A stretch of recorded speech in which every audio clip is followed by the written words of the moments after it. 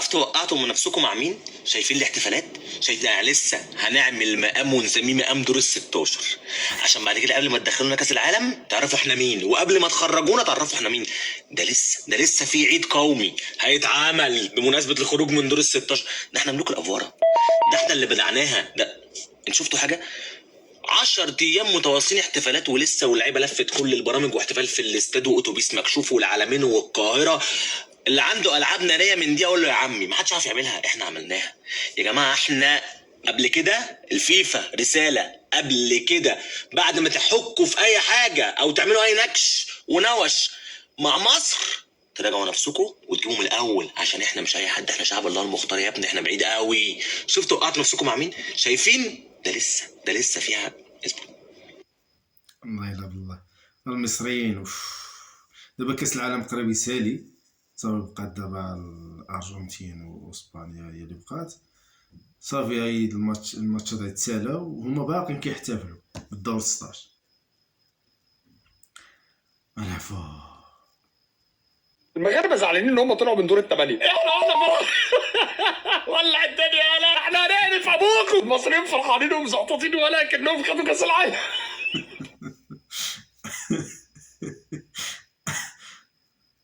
رسميا اتحاد الكرة المصري يصدر قرار بمنع ميسي من اللعب في الدوري المصري مدى الحياة. خبر نزل كالصاعقة على ميسي اللي كان ناوي ينهي مسيرته في الزمالك. في الشارع اللي وراها. انتوا بتتكلموا جد يا مصريين؟ بتتكلموا جد؟ ايه ده اللي انا شايفه ده؟ يا رب استرها معانا يا رب. القرار ده ما فيهوش رجعه ومش هيتشال، والعين اللي تستصغرنا هنعميها. في ايه يا مصريين؟ في عليا النعمه القرار ده ظلم باين وواضح. ريفري نوفير يا مصريين. ايه الكلام والخبر ده صحيح؟ ليه كده يا مصريين؟ ما تسيبوا ميسي يعتزل في اسمنت اسيوط. ليه كده يا مصريين؟ بتعملوا كده في الواد ليه؟ يا ميسي ما تلم الموضوع كده وتعتذر وخلينا نشوفك بالاهلي بقى. ايوه ولا يا ميسي ما تجيش هنا تاني، كنا هنشتريك كاش بس طلعت ما تسواقش. يلا تجري من هنا، يلا اللي هنلمعها نمرجحه. ايوه كده مصري، غلسوه في عينه الواد ده. انسى يا ميسي. ولا احنا الاهرامات شويه مكسرات، مفيش احتراف بغزل المحله. ولا اديك في الشركه التركن، اديك ولا عمر غشك، اديك في الحاره سجار، اديك اسانسير في عماره. والله الا هاد المصريين والله يتفت صافي تخربقوا في مخهم. سطاهم ميسي قريب ديك الشيبس اللي كتبان عندهم داروا عليها مقاطعه.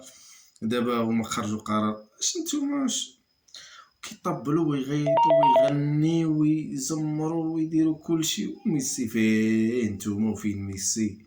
اش كدرونوا واش كتخربقوا؟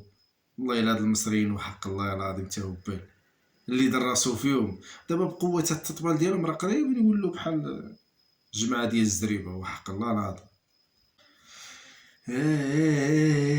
يا عمي تبون خايب الكنيه. الله الحصله حصلتي امي بدي الحصله حصلتي. وشوفوا على الملامح د وجهه كيفاش تغيروا كيفاش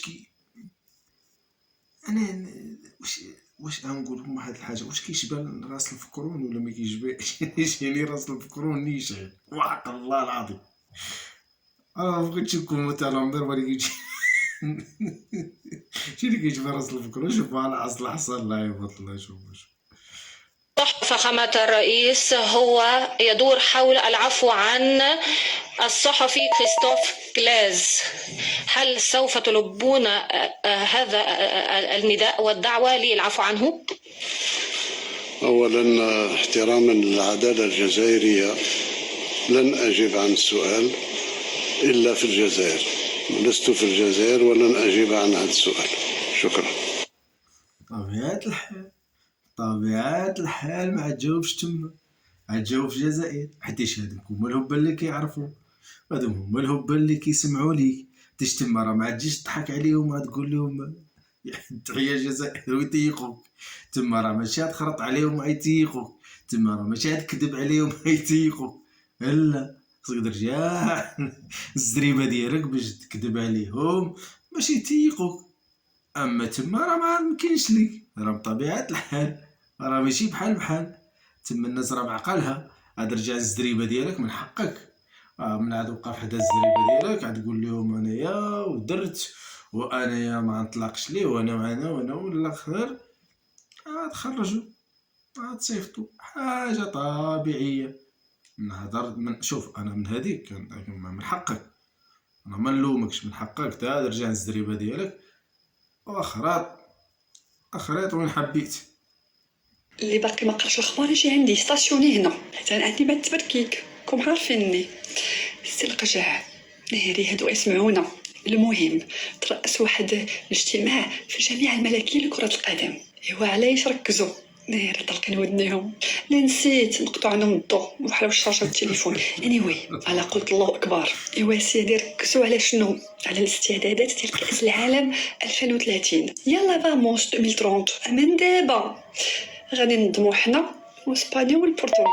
ايوا قال لهم الخدمه خاصها تبدا من دابا. هادشي فاش كيعجبني انا السي القجع كيضيعش الوقت. قال لهم الخدمه خاصها تبدا بالتنسيق مع اسبانيا والبرتغال، وقال لهم بان التنظيم ديال هذا المونديال داخل في الرؤيه ديال محمد السادس نصره الله. وشكون اللي غادي يشرف عليه؟ مؤسسه المغرب 2030 بالشراكه مع الجامعه اكيد. ايوا داروا التقييم ديال المشاركه ديال المنتخب الوطني هذا العام في هذا المونديال 2026. قال لك مادام وصلنا للربع نهائي حتى هذا كيتسمى انجاز، واخا حنا ماشي راضيين عليه. هاكم عارفين الشعب ما كيرضى على والو.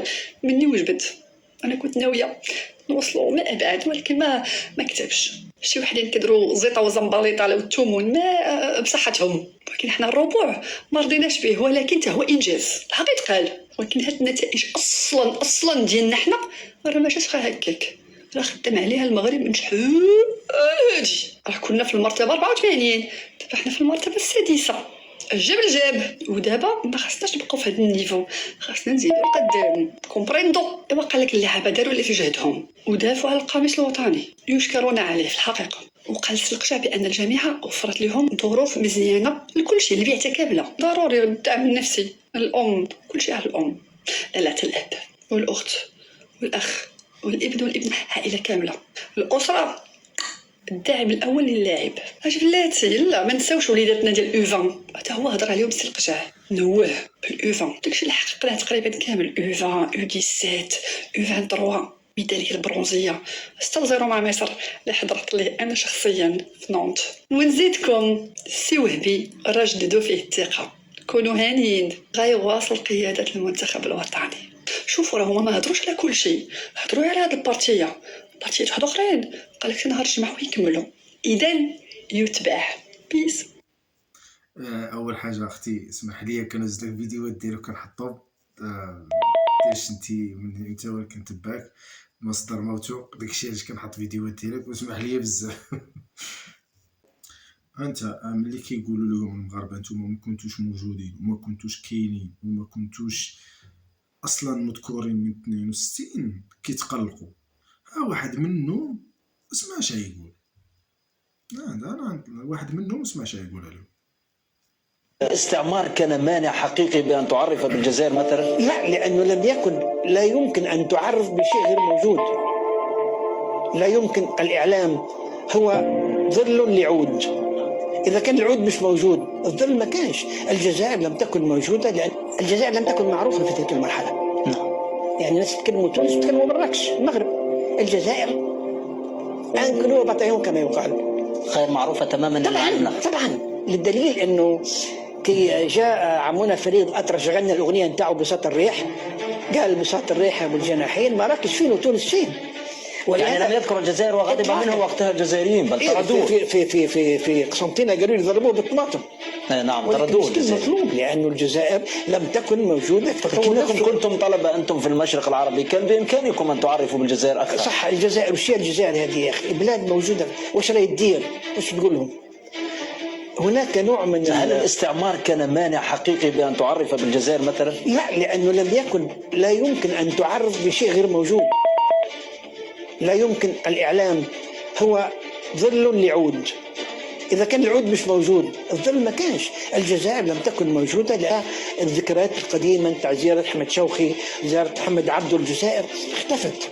ولدرجة أن الشيخ البشير إبراهيمي عندما وصل إلى مصر تقريبا الجماعة الأزهر ما اعترفوش به. لماذا لم يعترفوا بالشيخ البشير الإبراهيمي بما أن الإخوان المسلمين هم الذين كانوا يدعمون جمعية علماء المسلمين في الجزائر؟ لا، هذاك فيما بعد. لا، العلاقة ما بين الإخوان المسلمين وجمعية العلماء بدأت مع وصول الشيخ البشير الإبراهيمي إلى مصر. من عندهم ما كندويوش حنا من عندهم.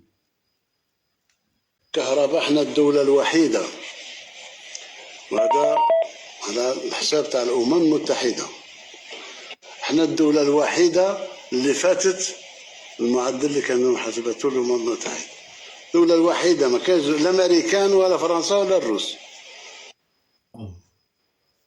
عمي تبونا خصك دابا شوف اللي قالها قولوا امين، قولوا امين. ما يمكنش راه صافي. انا شفتي انا كنامن وانا كاينش كاين عمي تبو كذبوك حنا. انا مش غايزني حاجه غير في 4 منتخبات لسه بيلعبوا على مين اللي هيكسب كاس العالم. مصر مش معتمده، احنا كسبنا كاس العالم. عملوه احتفال كبير فشخ، اصل ما حدش هيعكر دمنا، احنا كسبنا. هو منتخب مصر وصل سيمي فاينال وانا نايم ولا ايه؟ يا جماعه احنا عدينا دور ال 32 وبعد كده طلعنا. اعمل الحاجات دي مثلا لما تبقى من الاربعه الكبار وصلت سيمي فاينال مثلا وطلعت رابع، اوف اوكي ماشي، انا اروح انا انزل اصلا اعمل احتفاليه تحت البيت، اعمل مسيره، يعني بلاش افوره يا جماعه. خاوتي رحت تريسيتي على 69 ولايه، الجزائر كامله راحت عليه كابا بالعالم كامل. شوفوا الظلمه خاوتي، يا راح يصدمونا. نقول لكم عليها كيليان مبابي خسر الماتش، نوا كوبا تريسيتي في العالم كامل، دارها مبابي خسر الماتش كوبا تريسيتي في العالم كامل. والله خرها الظلمه في 69 ولايه اللي كيف يقول لك العالم كامل.